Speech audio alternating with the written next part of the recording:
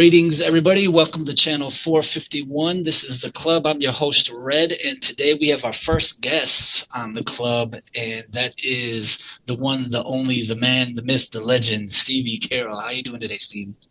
I'm good, man. How are you? Good to see you. Yeah, likewise, likewise. I appreciate you taking the time out to just chat with me. It's been a while. I wanted to look up when we had an initial interview some time ago, but Yeah, I mean, we've been trying to do this again for the last couple of months now. It just hasn't been working out schedule-wise, so yeah, finally got to sit down. I've got a loading dock of about five or six people. You were on the top of that list. That I just, you know how it is, with Yeah, family and career and da da da da da, all the other things yeah, come in the way of yeah. it. Um, well, so I guess Stevie, just to start off, how have you been, and what has life been like these days? Surprisingly better than expected after retirement. I've been pretty good at work and with the boys. I expected to be a bit more um for lack of a better word, like depressed around by not playing, not being part of the team, not being like that for because I was with them for so long that I expected a bit more sadness out of it. But my knee reminds me most days that it was the right decision to like do what I did. But then again, I also get to be around the boys a lot. My new position here, and train maybe once or twice a week when I need numbers. So I get the scratchy itch as well. So life is good with me now, man. It's a different world, different change of pace when you come out of the professional scene. Yeah, I can imagine. It's like I think about that when obviously my mom wasn't a professional soccer player, but when she worked did factory work, but one of the things that she had for her life was, she was just a committed worker, and when she Yeah, had to retire, kind of against her will because of her health, and yeah, oh man, it's such an identity transition. I can only imagine what it's like when you, especially with what you do as a professional athlete. You know what I mean? Like that is your life, yeah, and all of a sudden it. yeah. It's yeah. You realize how intense it was where after you're out of it. I didn't realize. It was just a norm, when you're in it, and that for that 10 month season, or whatever, however long it goes. You're just in it and you just know that's normal to you after so many years. But when you take a step back and you really just appreciate like how much work it is, like, and how much it's constantly on your mind, and you just no off times no matter what time you get, even if you get a week off, a couple of months off in the off season, you're always thinking about the next one, and it's just draining, man. I didn't realize it was like that until again I stepped away from it a bit. Yeah, well, there's been quite a few transitions since you've been a part of this club. If I'm not mistaken, I think I looked this up, and my assumption is that your first official regular season match was May 12th, 2017 against Milwaukee Torrent. That's what I've been told. Yeah, I'm pretty sure I remember that game, but I just don't remember if it was my first game. I've always remembered my first unofficial game was a we say preseason out in Lawrence Tech, and it was like my first time meeting anyone from Detroit. Like Ben was like obviously the coach, and I just remember Adam Spinks because I see Adam Spinks now most weeks here, because he's helping out with the women's team, and it just throws me back. And that's always what I remember. That was my first game for Detroit. So when everyone said the Milwaukee game, I'm like, yeah, so you're probably right. It's just that's not the one I remember for some reason. Yeah, and as you remember, I mean, obviously, I wouldn't have the context to understand this as a player, but being a player then, right when we were an amateur side, or some might Yeah, call we'll say pre-professional, right? yeah, yeah, yeah, The season was all crammed into the summer, and a lot of y'all yeah. were still students and or working full time or part time jobs on Mhm. outside of that. A lot more Yeah. time for recovery, huh? Oh yeah. There is, yeah, there was anyway. It was obviously it's taken serious and there's serious players in it, but it was obviously a different level that you were expected to, go after it. But yeah, it was it was a good time though. I remember it very well. Like, and I had a great time those couple of summers in out by Lawrence Tech we were staying at. I can't remember. I think they called the Arbor Lofts maybe or something. I can't remember, but we used to stay out there a lot, and it was a good time. I enjoyed my time in the summer. Yeah, yeah. Well, I thought that might have been your first friendly match because Michael Kitchen, who's our Yeah, is basically our club historian, unofficial yeah, history. yeah. I didn't see you on the roster for the Saginaw Valley friendly and didn't see any of the photos, but I went to his page and saw you in a couple of the photos and that you got the nod in the starting 11 for that. Oh wait, no, maybe Yeah. they didn't have the starting 11 on that because it was preseason, but you were in some of the pictures. Yeah, yeah. I mean, it turns into a blur after a couple of years, you know. Well, So many preseason games you don't even remember. Well, that was a hell of a year to start off with this club. You know, there's a lot of moments in 2017 that are embedded in the minds of supporters. One, I should say this, that means that last week, May 12th, so it's the 18th today when we record. Yeah. So last Tuesday, May 12th, would have been the 9 year anniversary of your first regular season match with City. That's crazy.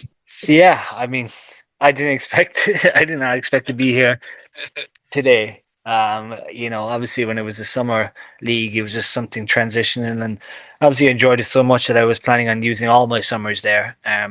It did help. My wife is from this side of the state, so coming from Grand Rapids, it was easier, and stuff like that. But I didn't see it going any further past that because I was obviously new to the area, new to the club, and I wasn't really well in tune with the owners we have here. So yeah, I wasn't expecting it, and it's going. I didn't expect practically 10 years ago that I'd be here now. Like, Yeah.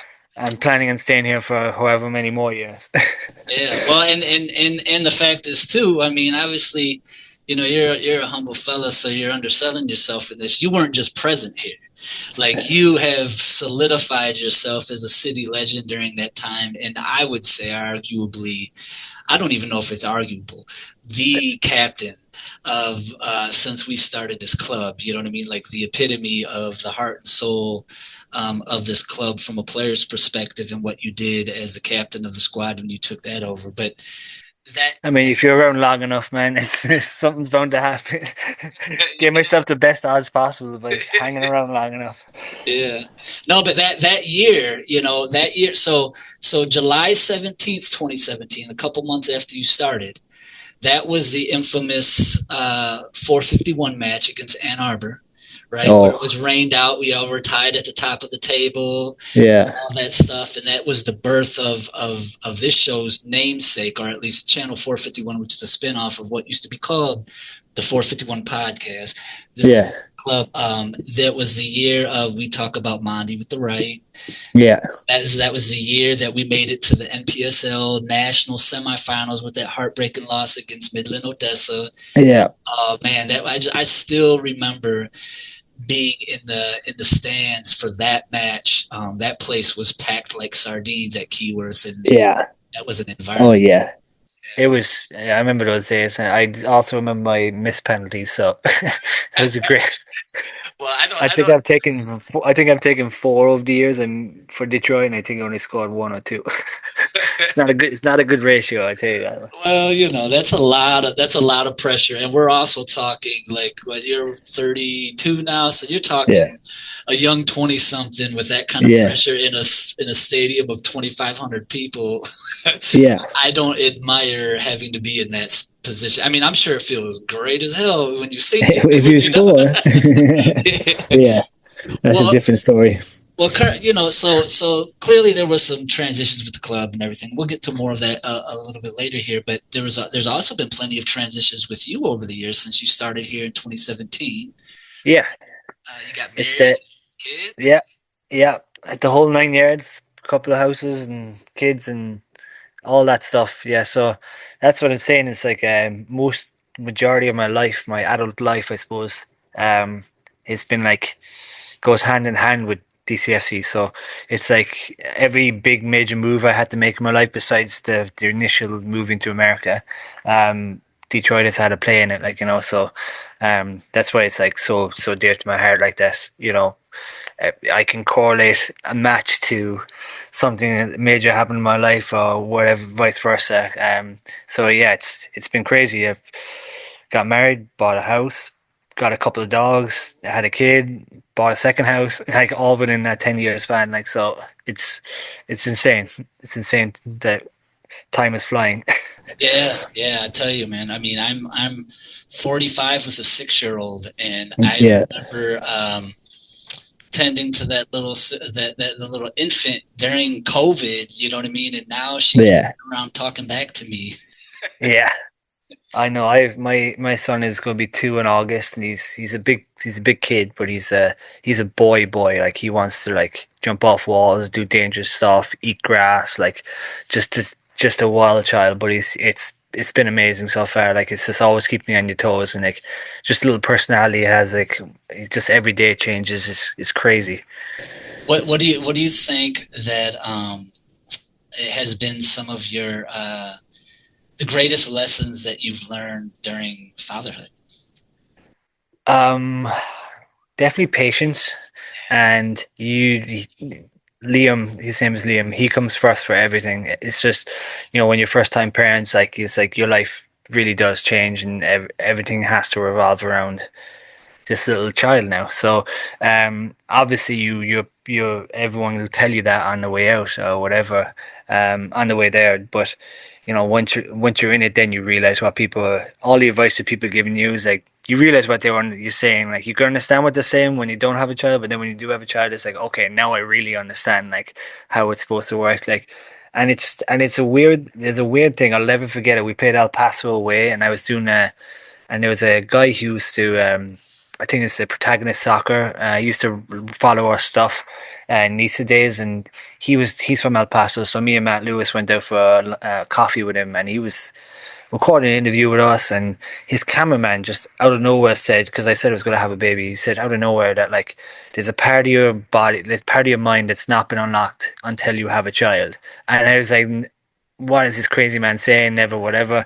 And then once I did have him, I was like literally just like this light switch went off of it. That guy was talking something I don't know, but he makes sense now what he was saying. Like so, it's like a completely new part of your world that you never experience until you have a child.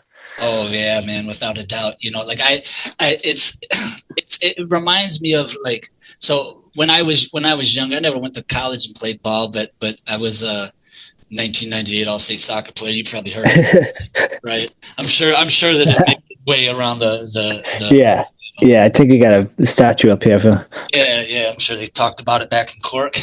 Yeah, No, but I remember, as a teenager and played a little bit, into my early 20s, but not nothing competitive or anything like that. What I was able to stretch myself to physically, you know what I mean, and just the role that your mind plays in um, reaching goals physically that you might have not otherwise even thought you could obtain. But then you have a kid, and yeah, there's a whole nother, like the sleepless nights with an yeah, infant, you know what I mean? And yeah, I was working some crazy work during the pandemic. I was working in a Amazon factory and working crazy days, pushing like 300-pound carts of yeah, totes and stuff like that. Then I'd come home with this infant, but it was crazy to me. Like I would just like it stretched me to a place that I just didn't know was capable. I guess the only other thing that I can think of that non-physically stretched me, I guess that's kind of physical, but was when I was in graduate school and getting my master's degree. I would just never thought that mentally I would be able to be capable of satisfying certain or completing. yeah. I mean, it's just a whole nother dimension. He's right. It's Yeah, I'm in the same kind of boat right now. I like little guy at home. I started my masters as well, so it's like working here, have him doing a masters, and it's tough, man. It really is tough, but like you can get through it, no problem. It's just going to be tough for a while. Yeah. Well, especially when it's, when you have to be, you have to be tough for that little one. And once, I think any responsible parent, that is a good steward of that blessing that you get, Yeah, you'll find a way. You'll figure it yeah, out. We're able to yeah, figure it out on the field. You'll be able to figure it out off the field. You have been. yeah, yeah. Yeah, man. That's cool, man. That's really cool. Well, so like I mentioned, you've been here since 2017 with the club. You've seen us through a variety of transitions. We touched on it a little bit from NPSL to NISA. You know, if I'm not mistaken, I think you might have been the first signing that was announced when we joined the championship, USL Championship. I would say, yeah. So you've not only seen the change in terms of how the season is and how long it got compared to MPSL, but also you've been like right up in the mix as the club's operations expanded through the years as well. I'm just wondering, like, well, two part, right? What has kind of been the coolest change that you've seen with the club during that time? And then secondly, what have been some of the difficult moments as that club changed? Yeah, I mean, been a part of like all the like close to all the changes here, which is like it's great in one sense, but then it's also like kind of hectic in the other sense. So there's a couple of milestones that like you kind of hit when you're growing so fast as a club like that we are. It's like I remember the day I got the first call from Trevor James, like, and me just like shitting my pants because I was like talking to Trev and he was like, I want to sign you. And I was like, that's insane. Like, cause I looked him up obviously in his resume and all this stuff. And I was like, no way this guy wants me. Like, no way. So the fact that he was the one who took me in again after like we made another change and really took this club to another level, on the player as the soccer side of things, that was like a huge moment to me because I didn't think like with his reputation and stuff that I would have a chance to get into a team because he everyone would want to play for him like, so that was like a huge milestone for there. The changes from Nisa to the championship. Nisa was a tough couple of years. It was like really it was a real grind, and I know the club obviously are always looking forward and always trying to progress. So like seeing and really trying their best to like make Nisa work and be independent and stuff like that, and just like for the livelihood of this club, it was like there was a lot of tough conversations in the background of what to do next because of if we want to progress and grow this into the city and the community more, we need to more sustainable stuff. So transitioning from MPSL to NISA was great, and that Founders Cup was all fun. And then after a while, then NISA was like trying to kind of fizzling out. So it was like a lot of what do we do here? Because we can't keep producing what we're producing here because it's not sustainable. So that transition then to the championship, I remember that conversation in the players' lounge with all the ownership and all the players, and like and everyone excited about that next step because it means more secure future for everyone, not just the club or the staff, but like the players themselves. Is that like they have a chance to like actually make something out of their career, which is like because Nisa got so rough at the times that like I was like my knees was on the way out. Even then, it was on the way out, and I was like, I shouldn't be doing this. So it's like this is not worth it. If I want to be able to walk when I'm whatever, but then the opportunity of USL comes up, and I'm like, I gotta test myself. I gotta see how that goes, and that turned into 1 year into like 3 or 4 years, and there's been a lot of those milestone moments, like those conversations with ownership, and it's like I've kind of been involved, which is credit to the ownership and everyone involved that like they've always come and talk to me about stuff like that because of growing hand in hand with them that they like to have conversations with them about these big decisions that are happening and which is cool to see that like I've gotten that much respect here that people like to lean in on some of my opinions on stuff. But yeah, this like I said, there's so many milestones that like over the years it just turned into like those conversations at the time felt small but turned into big things, and it's just so cool to see them all come to fruition at the end. Yeah, I think it really is pretty cool though that like through that whole process though that ownership would seek your advice, your feedback on certain things. I mean it's a testament to I think to the community approach to building this club. I know that over the years I've gotten a few calls about a few different things from ownership, that Yeah. when they were about to initiate a certain change and wanted to get, my, among others, I'm assuming supporters' Yeah. perspective on a certain change. And I mean, I think even just that call, or whether it's a call or it's a discussion that is Yeah. organized that folks can come to get that feedback. And I mean, I don't admire the balancing act that the ownership has to navigate with Mhm. growing and stabilizing the club within a system that's stable. I can only imagine what it's like as a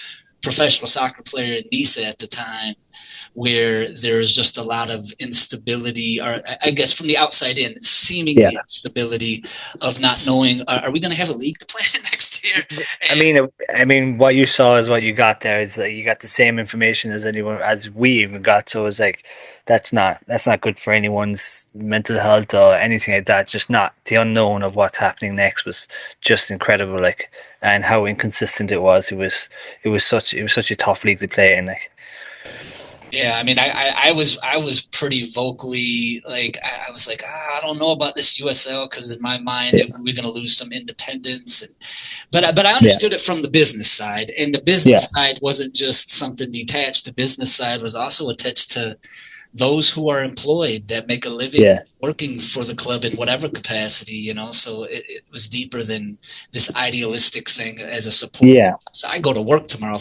If Nisa folds, I go to work tomorrow. you yeah, know yeah. I mean, you can understand both sides of the argument there too, yeah. for sure. Well, okay, on a lighter note, what what are some, whether they're shows, movies, music, what is in Stevie Carroll's rotation these days? I am not a the music I listen to when I'm going to like play indoor or something like that. Like the music I listen to is mainly like 50 Cent stuff. I've always been a big 50 Cent fan, so I put on his station and just like flick through and whatever comes up I kind of listen to. But I'm not a huge music guy. I just like my old school kind of stuff, and that's it. But TV stuff I also don't watch. I watch, weirdly enough, I watch Forensic Files going to bed, Okay. and I've seen every single episode, and it's probably hundreds of them, and it's my wife hates it, but that's the only thing I would put on. Um, I don't watch anything in the evenings. My wife tries to watch all these like reality dating shows, and I'm just not interested at all. So I don't watch them. But like, if I was going to watch something, it'd be like Game of Thrones, House of Dragons. I've seen all those ones. I've seen all the mainstream stuff, but um when it comes to like regular series, like short series and stuff, I don't mess around with that stuff. I'm usually googling shit. Yeah. I'm very lame like that when it comes to like TV stuff. Because all my friends would be obviously putting in like recommendations in the group chats and stuff like that. It's like, oh, have you seen this? Have you seen that? And everyone's like, oh yeah, you should try this and that. And I have literally no interest. It's weird. It's not a bad thing, It can be quite a distraction. And you did you finish up, or you're finishing up your masters? Are you working I on it? just started. I Oh, you just just started. started. So it's Yeah. probably not a bad habit to avoid. Yeah, I know. But if I tell you though, I was fully immersed in all of the House of Dragons, Game of Thrones stuff, and it was like that was the coolest thing ever to me. So when that all finished up, I was like pretty bummed. And then they brought out that little spin-off that you just did. I can't remember what it's called, the Seven Nights or something like that. Yeah. And I watched that, and that was poor. It was more of a like a comedic kind of like light-hearted kind of thing when I was expecting more like that really go aggression kind of thing, but Yeah. that's probably the last thing I watch. But if I'm going to bed, I'm watching Forensic Files, and it drives my wife insane. That's crazy to me, because I would have some crazy dreams if I watched that right before I went to bed. I don't know. I've watched so much of it now that the guy who narrates it is kind of like soothing to me, and it's absolutely infuriating to my wife. Like, That's It's funny. weird. Uh, Yeah. that's funny. That's funny. Well, what would you say? These days? What brings you joy? um, these days, I mean, I know it's pretty early on and stuff like that, but like Just my work-life balance these days has been pretty good, and I never experienced it before in my life, so it's making my life a lot easier. Um, my wife, um, again, like going off that, like my because my work-life balance has gotten so much more predictable and easier. Like more, it I do get to spend more time with my wife and son on the weekends that I usually wouldn't like. Like the amount of travel you have to do when you're playing is insane. Like, and when the summer months come, you just want to go hang out with your wife, your family, and you can't do that because you're traveling or you got a game on Saturday. So it's a whole weekend of preparations and then decompression and stuff.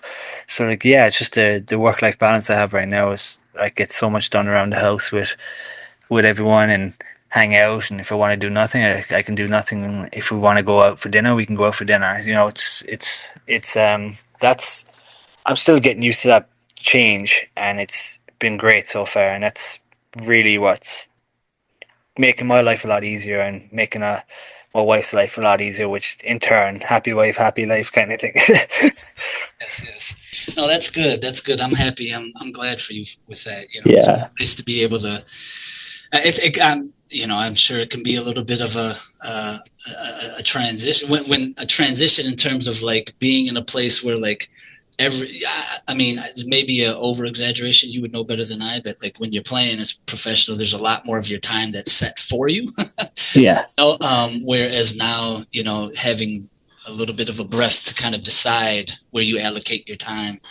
I mean, Yeah, I mean, it's so like understated how much you're on the clock when you're professional. Like your mind is always like thinking about the next day of travel or next day of training or the next day of game.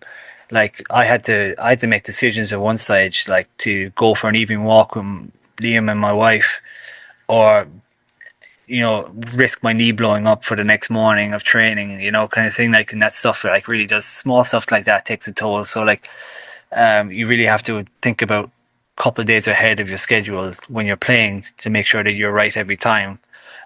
Whereas now it's like, oh, you want to go get a glass of wine somewhere? It's completely fine. Like, and I think that's such a luxury just to have that free will that I just think is great right now. yeah, well, I'm sure you can't. You know, my like I said, my daughter's 6, so she is her presence and her current diet and what she will and won't eat is used as an excuse for me to eat a bunch of stuff that I don't normally eat. So I'm Yeah. as a professional soccer player, you can't necessarily be up at 12:30 a.m. crushing that big ass box of or bag of Cool Ranch Yeah. Doritos. No, yeah, I know. That's what I gotta be careful about is keeping that balance still alive because I don't want to, I don't want to let myself go too much. I still want to kick a ball around and be somewhat fit, but it's gotta balance it out. It'd be fine. Yeah, yeah. Well, so two more questions. All right. Yeah. First, since joining the club in 2017, and this doesn't have to be related to the club, right? But the last 9 years, since that transition in your life, what lessons have you learned uh, the most about life? I mean, to be a bit more optimistic, I suppose. Like like with this club, like it was like when I just going off this club in general, like when I started, like I obviously didn't see anything progressing, and it just seems like every time I was willing or able to step away, it was like a new thing happens and a new thing happens, and it's just always like they're always looking up, and I was like, whoa, how is that even possible that you can do this? Like the stadium is a prime example, like of what's going on. It's like, well, what prime location, like what, like how do we get that even location itself and all that stuff. Like it's just being more optimistic and being more positive about what can and can't be done in life, I suppose. Like that, if you really want something, you can go get it if you want. Like seeing the renderings of the stadium and stuff, it's just like where we came from, like Lawrence Tech, when I'm getting changed in my car to like a 15,000 seater stadium. It's just like insane for like the guys that I go drinking with on the weekends, so the owners, like, he's like, how do you guys pull this off, kind of thing. So it's just yeah, just being more positive and being more optimistic about like making strides in the right direction. I feel like, but yeah, just and being more like as well, like open, meeting new people. Being more social. Like players come and go and stuff like that, and you actually make so much more connections than you realize, and and those connections are always like lifelong, even though like people come and go. So it's that side of things is just more of like a you know like an experience which is really good for me. I feel like I was like I got invited to like a couple of weddings already that like don't go here anymore, don't play here anymore and stuff like that, which is like a huge deal for me because like keeping relationships was always tough for me. I have my friends at home that in Ireland that I've always kept, but like outside of that, I was like really didn't really keep up with people. But like Yeah, what soccer has brought me here is that like making those connections means something, and it means something to someone else as well. So you yeah. know, having that around is pretty cool. Yeah, yeah. I mean, I think that's really a undervalued thing in life, and I know for some folks it's more difficult. I mean, I'm an only child, and I'm generally pretty. I've got this weird balance between being introverted and extroverted, But Yeah. I when I get in my social pocket, like I'm the guy that will literally like I ain't got nothing to do. There's no city match. I'm caught up with work. I'll go to a random place where I don't know anybody, sit up, have a beer, and strike up a conversation. It ended me up on like, although I'm not a big fan of him, but like, well, so I won't even mention who it is, but it was a local journalist, if you will, Okay. who I was just chopping it up at a bar, and struck up a conversation about Detroit City FC, and somebody who worked on the show said, "Have you ever thought about going on a show and sharing about the club and stuff like that?" And then I got invited. It was actually I'll say it's Charlie LaDuff. Okay. I went and I was on his show speaking really of the club and whatnot. Yeah.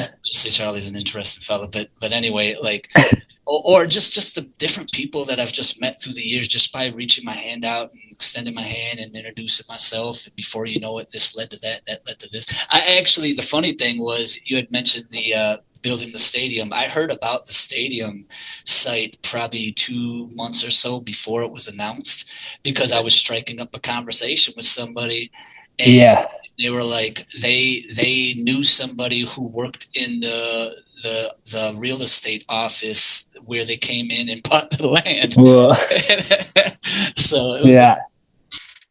Crazy connection. My father-in-law's cousin, his name is Dennis. He actually owned that land.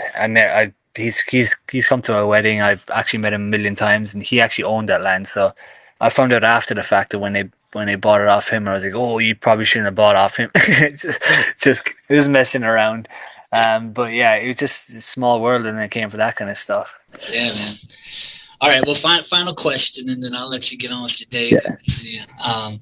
But to you, so this show, although these interviews are nothing new, but are rebranded as the club, and the reason why it's called the club is I want to get an opportunity, and I probably won't be the only one doing interviews, is to interview folks, not just players and like technical staff, coaching staff, but also just a lot of different people in the club to help paint the picture of what quote unquote the club is. So to you, what is the club? Yeah, can it be a person? What's that? Can it be a person? You're saying? Yeah. What like when somebody says the club, what is the club to you when it comes to Detroit City? Yeah, it can be a person. Yeah, I would just want to give probably a shout out then to since I started working directly with him, Dave Dwaihy. I think he's like the perfect epitome. Like he's the perfect person to like describe this club because like starting to work with him, I always knew Dave was like a great guy and like super humble, super thoughtful and everything. But like he's just taking it to a new level these days. He's just the nicest, most helpful human being you'll ever meet in your life, and he's always trying to make everyone happy, which is like in the soccer world is impossible. But like he'll try and try and try again, and his like optimism about like everything. It's always like, oh, we can get this done. Oh, we can find a way. Oh, we can help you out. He's just like the perfect person to be like involved in this club, and I think he's just a great representation of what's going on. Because even now, when I'm starting like working in the office more, like it's like everyone has the same mentality, I suppose, or attitude towards it. Like it's everyone's helping everyone. There's so much growth in here, and it's like almost find it's crazy how we always find the same with the people with the same mindset in this club, and it's always like people helping people kind of thing, and they're always looking to make everything better, which is really cool to see. And I never saw that side of the club when obviously playing, because I was just in and out training, say hi to everyone, but you never got to have a real chat with them and see what they do and stuff like that. And but yeah, I would like the club is like Dave Dwaihy. He is the club. Like he's just like the greatest guy ever.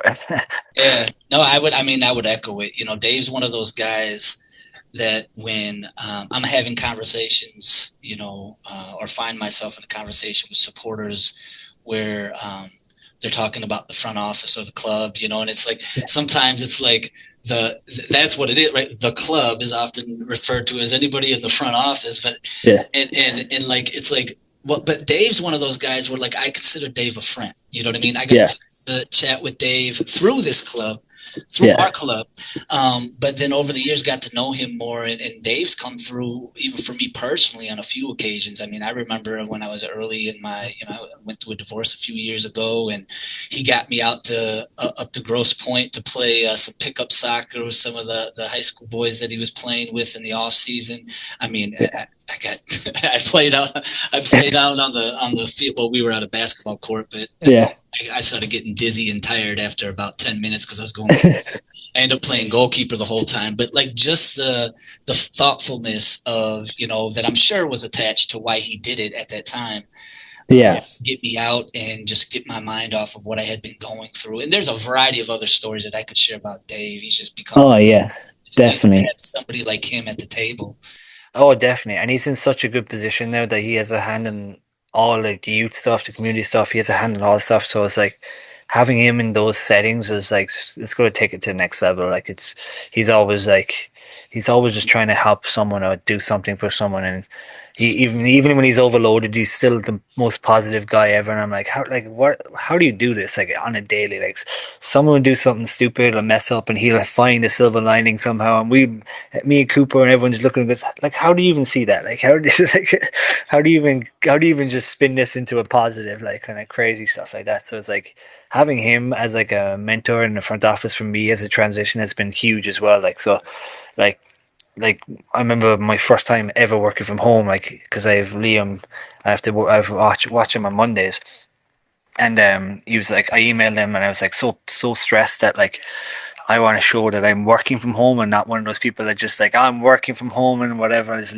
leave the laptop on or whatever. So I sent him a list of stuff I was going to be doing for the day, and his email back was like so like fitting. I was like, no, work from home's where that like have a little bit of sleeping, get some work done, have an extended lunch, play with Liam, and clock off when you need to clock off. And I trust you to do what you need to do. And I was like, oh, that's unbelievable. Like I feel so much more better about it, and it's probably one of my most productive days ever.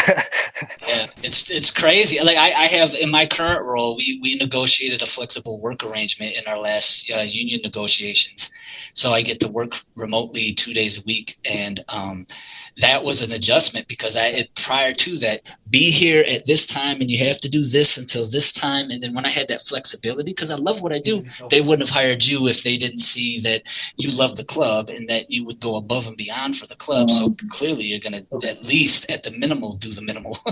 Yeah, That you have to do. But it's exactly it, and it was wild, but it really made me settle in a lot quicker having him as my back, like and stuff. So yeah, Dave is the club man.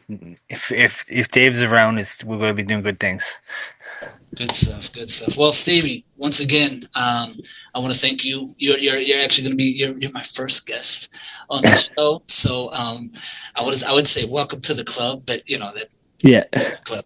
Appreciate you taking the time out to chat with me and to share with our listeners a little bit more about yourself and these transitions. And look forward to many years to come growing this club with you, man.